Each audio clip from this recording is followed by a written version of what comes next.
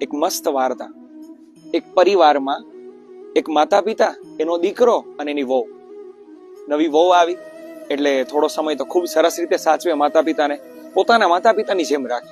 જેમ જેમ દિવસો વીતતા ગયા ને તેમ તેને એ ઘરની બધી ખબર પડવા લાગી કે આ બધા પાસે કેટલી મિલકત છે, કેટલું ધન છે. જેમ જેમ સમય જાય એટલે નિયત તો ખરાબ થઈ આની. એ બધું ધન ને મિલકત ઉપર નજર ગઈ. ધીમે ધીમે પોતાના પતિને ભડકાવી પોતાના માતા પિતા વિશે, અને બધી મિલકત પોતાના નામે ધીમે ધીમે કરાવતી ગઈ. બધું જ પોતાના નામે કરાવ્યું.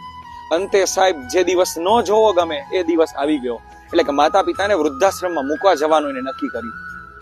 મૂકવા ગયા, બંને માણસ મૂકવા ગયા.